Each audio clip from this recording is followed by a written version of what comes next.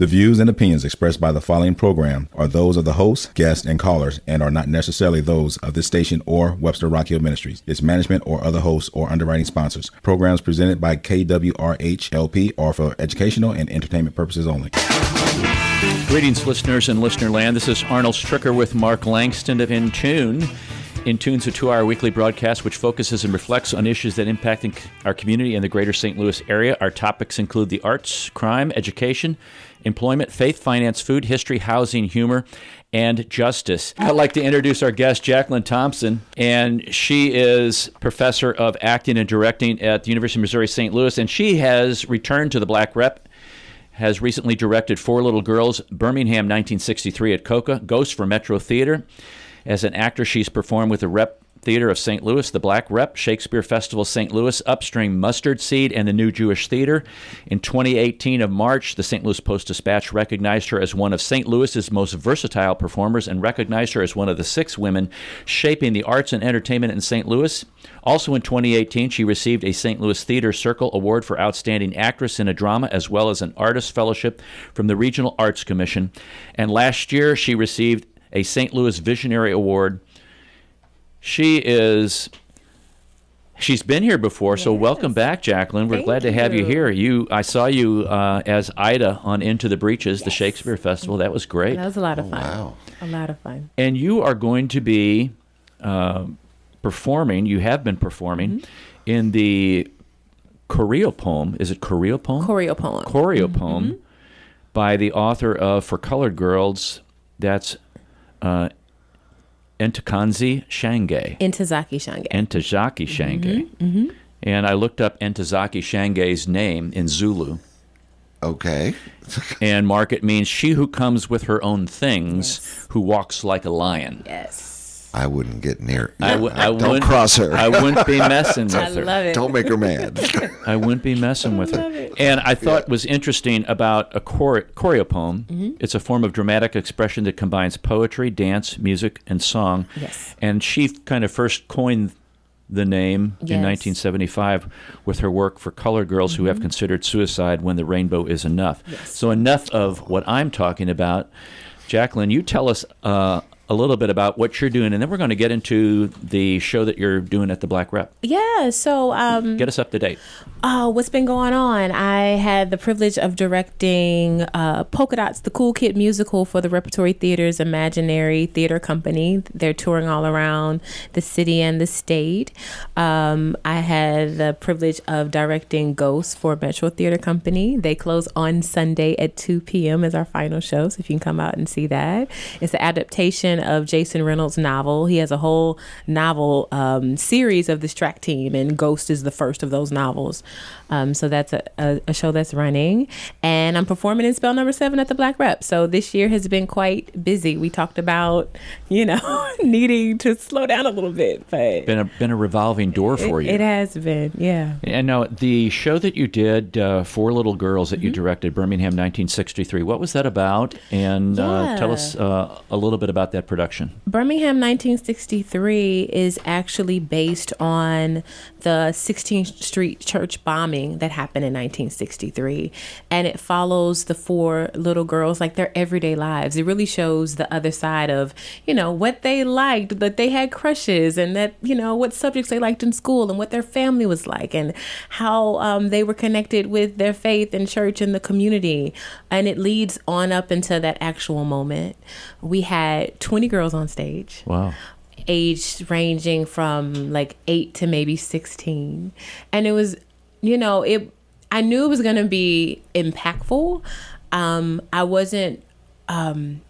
won't say I wasn't prepared for the journey, but it was definitely an eye-open experience of like bridging generational differences. And there are things that, I witnessed and I was taught at home in school, and things that I just saw that I knew that were very second nature to me.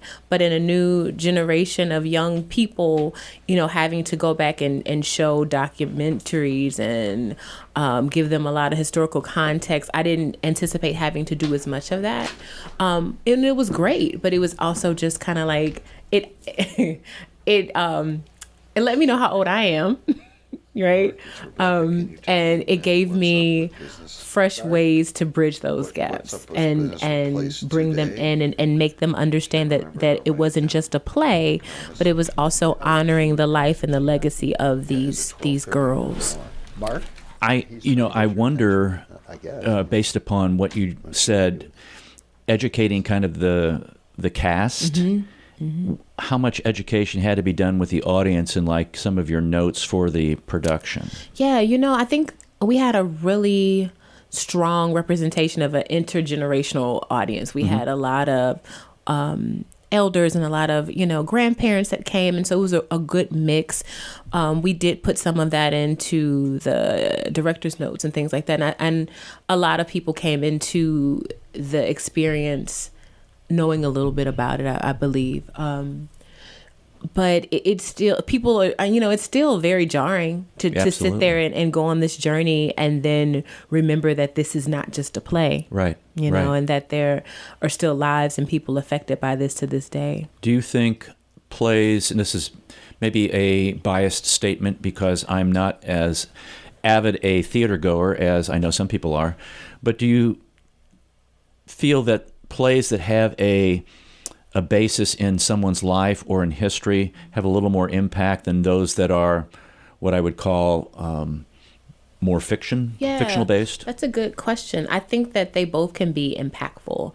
I think, the beauty of theater is that it mirrors real life. And if it's done well, then you're going to feel something. It's going to resonate somewhere in you.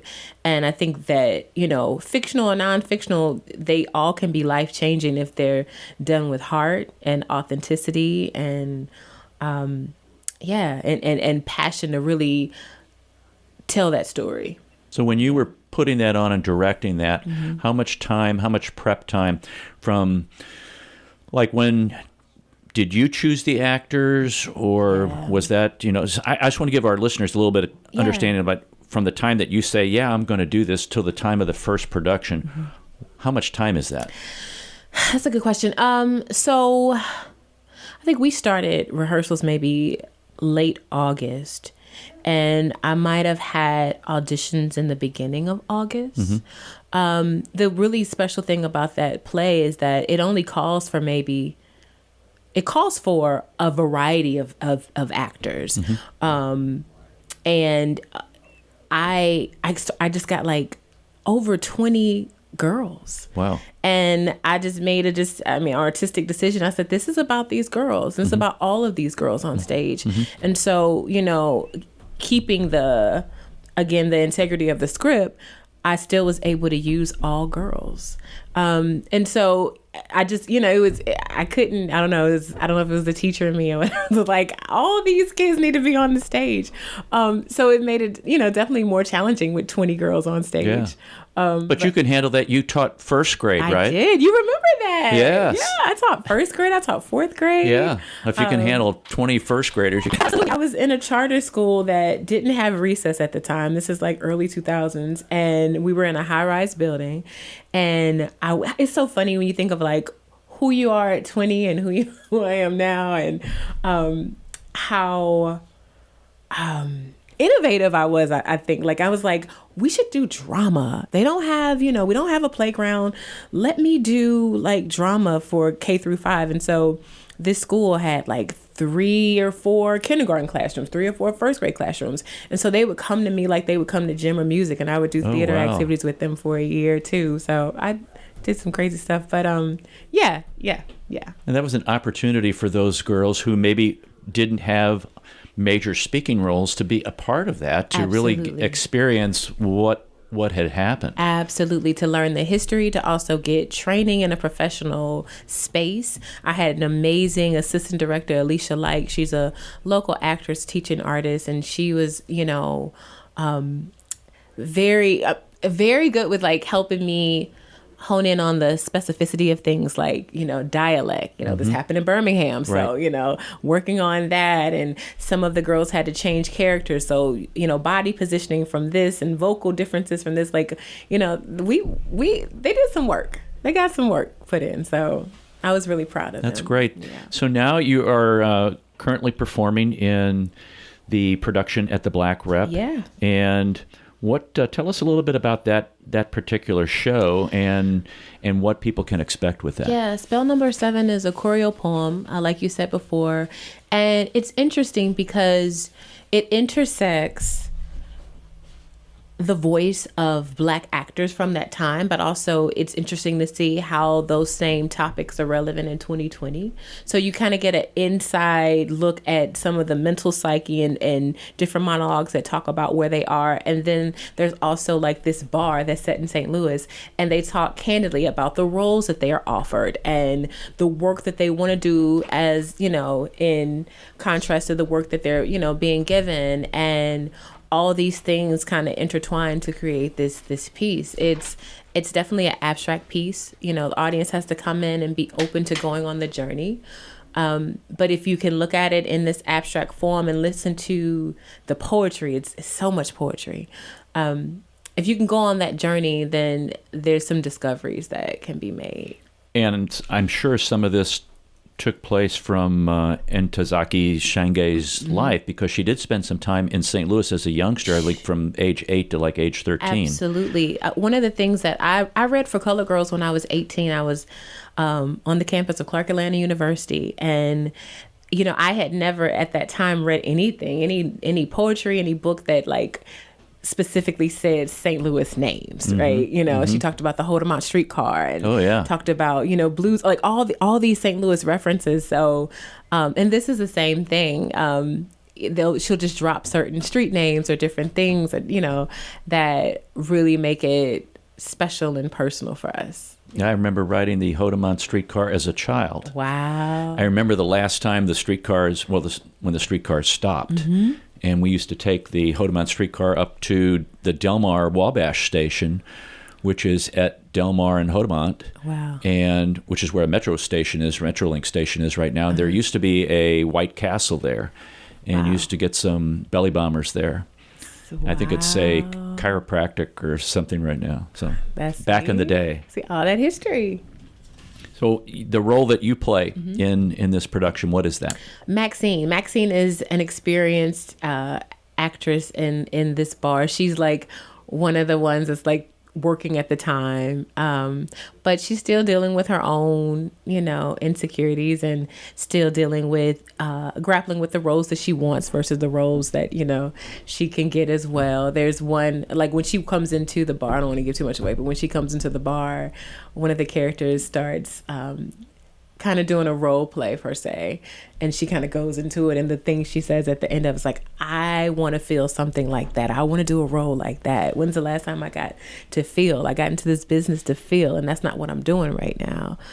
So it's really interesting to see this shift between, again, this world and this time. You know, this play takes place in the 70s, so a lot of the language is definitely you know, for that particular time, but how much of it transfers to now. I saw on the website, you know, adult language and adult content. Absolutely. So probably not one for the elementary school kids, folks. No, this is definitely for adults.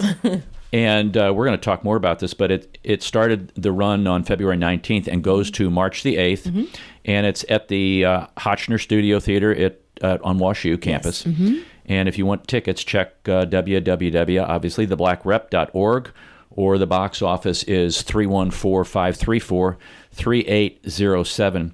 And Ron Himes is the director. And for those of you who don't know the Black Rep very well, it is one of the largest professional African-American theater companies in the nation, and the largest one in the state of Missouri. Absolutely. So very, very good stuff. The main stage productions and the programs that they have done in outreach for education reach more than 80,000 people annually. So something to take note of.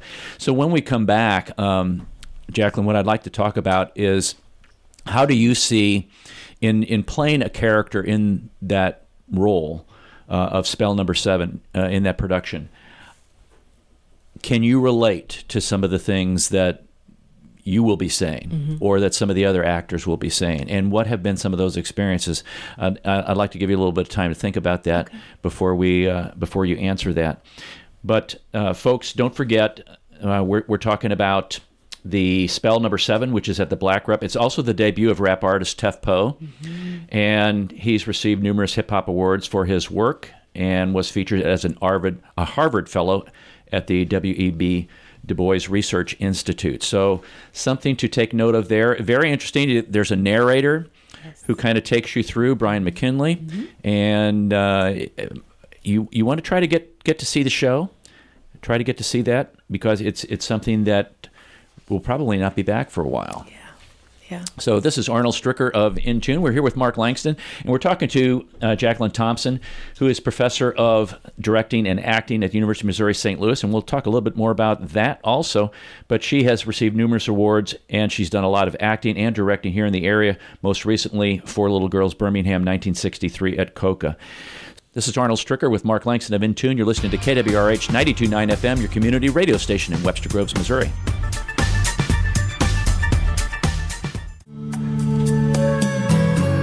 Welcome back to In Tune. This is Arnold Stricker with Mark Langston. We've been talking to Jacqueline Thompson. She's starring in I say starring. You're starring. Wow.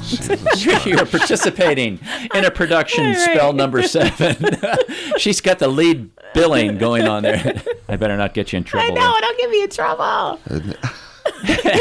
He gets everybody I'm just in trouble. one of the actors in the ensemble. She's an actor in the ensemble of the Black Rep production, which is the debut of Spell number 7, which has been written by a person who spent some time in St. Louis, Ntozake Shange. And we were talking off air, and I wanted, and even prior to the break, I wanted Jacqueline to share some of the experiences that maybe she has had related to what the play is about. And again, refresh people maybe who are just kind of tuned in. Yeah. So the play deals with stereotypes of Black actors in the 70s, and it's being done now to compare how those stereotypes and roles are prevalent or not prevalent now in 2020. And how it relates to my personal artistic journey. When I was in grad school, I wrote a one-woman piece, and it basically was called Steal My Class, Beat My fill in the blank, and Kill My Babies. And that's harsh, but I was doing all these roles where I was experiencing so much trauma, and literally like my children were being killed, or I was beat, I've been shot on stage, I've been raped on stage. Like there's all this trauma. And again, if you are an artist that wants to dive in deep with whatever world you're playing, how do you let that go at the end of the night? That's 6 weeks of trauma. And not even thinking about whatever you have going on in your own life, right? And when I was younger, I'm like, yeah, I want that role. Those are meaty roles. I want to do that. And as I got older, I'm like, who wants to live that every day for for 6 weeks? Right. 3 weeks of rehearsal in 6 weeks. Who wants to, snot and cry on stage every night? Right. And a lot of it is, there's some historical things that we have had to endure and play on stage, and it's always an honor to do those things, but it's also a burden. It's a task of having to carry that and leave that. Give an example of that. So for and I love For Colored Girls, Ntozake Shange, again, that choreopoem changed my life. At the end of that piece, there's a lady in red. Her boyfriend drops her kids out of a window. There's another play I did where I was, again, shot on stage. There was another play I did years ago. It was, oh my goodness, all the plays are running together. It was I played a seamstress, and it wasn't Intimate Apparel because I did do that. But even with Intimate Apparel, which was, that's the role I got the award in. This is a woman who basically gave her life savings to a man who left her. At the end of the play, she has nothing. She's left with nothing. She's 35-year-old woman. She wants love. This man starts writing her letters, and he moves to New York with her and takes her money and leaves. Right? So it's countless, over and over and over and over. And there's some miraculous stories along the way, but they're not easy to play. They're hard, they're complex. And again, if you're doing it right, you're going to find where you connect with that character. You're going to find where that character lives inside you. And then what do you do with it? What do you do with it? For me, I had to, a long time ago, I had to come up with my own wellness practice of when you leave this stage, you leave this here. And I had to be when you step off the stage, you step into the dressing room, whether it's put on some music, whether it's yoga, whether it's meditate, whatever, like all of the above, I have to completely shut it out. But I have friends that I have some friends that, I remember one time talking to a girlfriend, and she was doing a play where her baby was killed in this play. And I was talking to her one night, and she was like, I miss my baby. And I was like,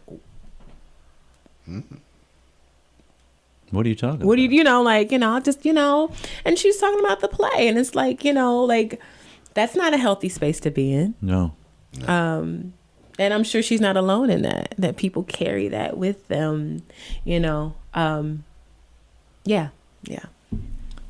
Wow. I appreciate your transparency with that, because that if you don't learn to separate that, it will separate you. Absolutely. And I mean, we have countless examples of actors who, go method, or are not able to do that. And I mean, to be really transparent, that's why a lot of artists, depend on alcohol or drugs or other things to completely zone out or escape from dealing with their own stuff and then taking on all these characters and all these roles and all this energy.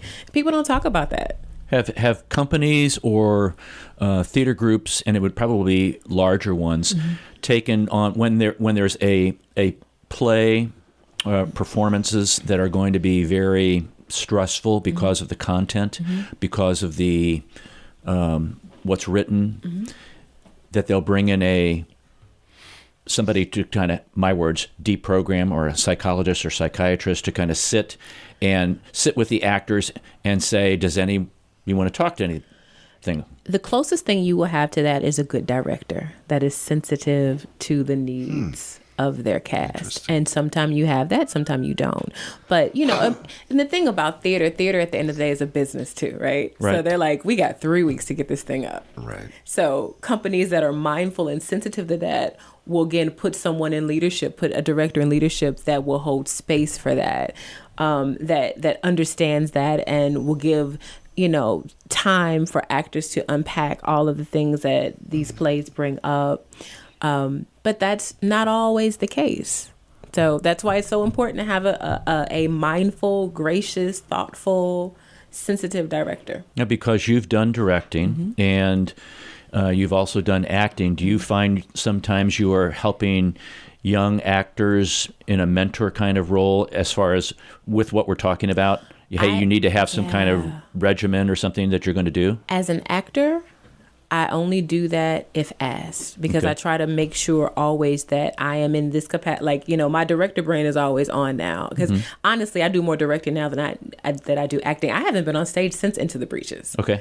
But I've been directing constantly, and acting is good. I try to at least act once a year just to keep that muscle memory going, and also to remember, like, as a director, what I'm saying to these actors and what lands, what doesn't land, like how long actors can go with until they're like just dragging and you're not getting any productivity because they're tired, But I believe in staying in my lane as an actor, and it's completely, for me, unprofessional as an actor to another actor, even if they're younger than me or less experienced, to start giving notes that their director didn't give them. So I'm very mindful of, I'm here as an actor, that's what I'm going to be. Okay. But yeah, that makes sense. That makes sense.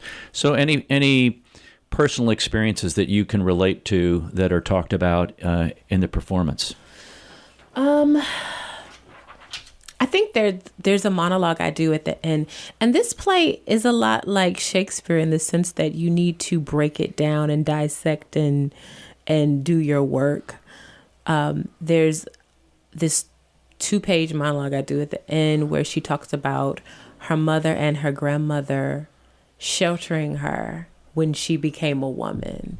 And she calls it this condition. And she has a line that says, it seemed like my mother and my grandmother were sending me out to be with trouble, but not get into trouble. And she referred to trouble as the young and handsome, and how the young and handsome, later is trouble, but also, eligible and interested.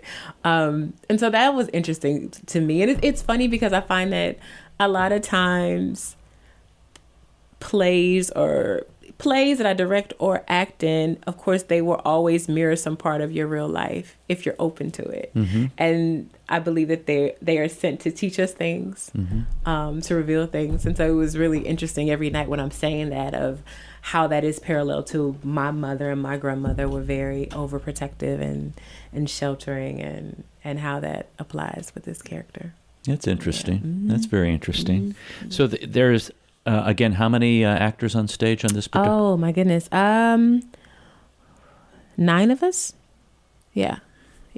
And there's again poetry and music, movement, some singing, but it's all it's very much so that choreopoem word is very imperative to understand with this piece, because this is not a literal play. And if people are coming to expect just a literal this happens, then This is not that. It is very, again, abstract. And the stories move like a dance would move. And if you think that someone's leg's going this way, it might go that way. This spin is taking you this way. Oh, now it took you that way. It's a dance. Sometimes harsh, sometimes light, sometimes a ballet, sometimes this. But it is a dance, and you have to be ready for the ride. Very interesting. Very interesting. And that takes place at the Black Rep at the A.E. Hotchner Studio Theater on the campus of WashU. Tickets, again, at theblackrep.org. Call the box office 314-534-3807. So what do you miss about first grade? Nothing. First grade teaching. I don't miss anything about I miss the naps. We used to have a nap. I have a 4-year-old nephew that I take care of a lot. He's with me a lot. And so I get all of my young energy through him. I don't miss anything. You know what? No, that's not true. I miss the honesty of young people. My first graders. I mean, whatever it is, if you look amazing, they're going to tell you. If you don't look good that day, they're going to tell you. They're going to tell you everything in the most purest, funniest, imaginative way. So I do miss that. Yeah, they think sometimes if you're 25, they think you're 75. Absolutely. That's always got a kick out of that. Yeah. Even my nephew, even now, I had on something and he was like, I don't like that.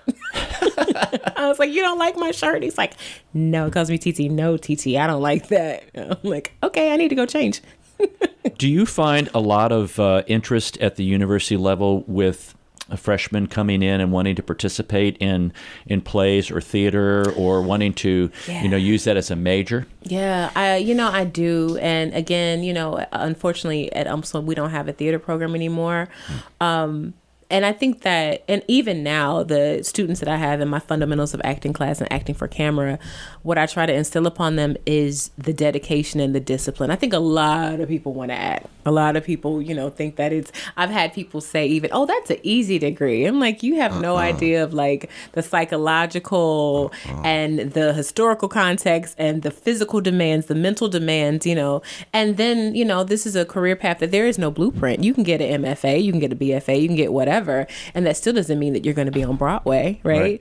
And also, too, that's not everyone's level of success. I think the stereotypical thing is that is the pinnacle if you have a TV show or you're on Broadway, and there's so much other rich theater done regionally. Mm-hmm. There's so many markets. There's so many types of theater and so many other career paths and things to do. So success is, can only be measured by that artist. But there is no one way to do it. Right.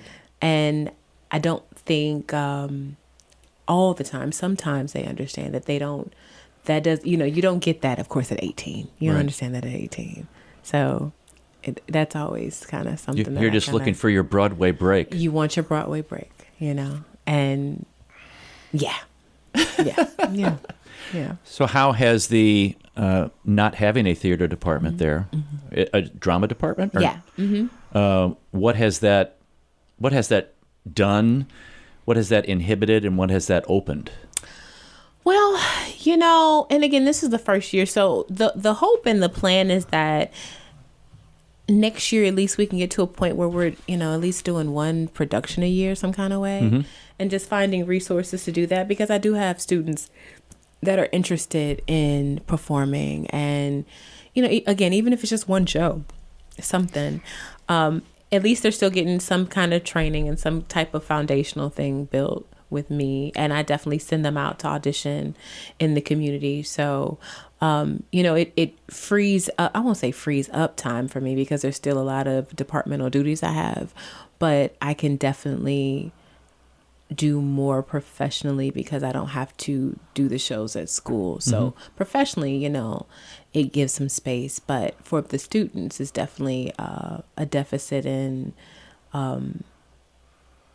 their experience. I've always thought that, like, high school kids, when they got rid of speech and debate, that was a bad thing. Yeah. Because it really gives kids an opportunity to know and debate both sides of an issue. Absolutely. And you have to be prepared for both sides of the issue. Absolutely. To explain that and to try to convince someone.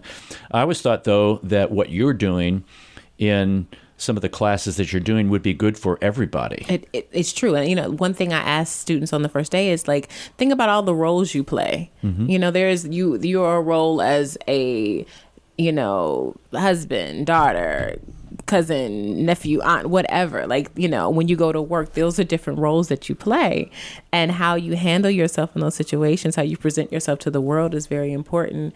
So it helps them a lot with their confidence. It helps them a lot with their public speaking. It helps them a lot communicate. I do a lot of ensemble team building stuff. So interacting, I'm like, my students are never like one of, 30 or in a lecture hall. Like, they know each other, they know each other's names, and just taking time to be present with people. Even I have to check myself sometime, because even sometime in class I see people doing this, and for those of you who don't have eyes for radio, she was looking at her cell phone, and I did the text thing, right? Being present. I'm working on that. I'm sometimes terrible at that.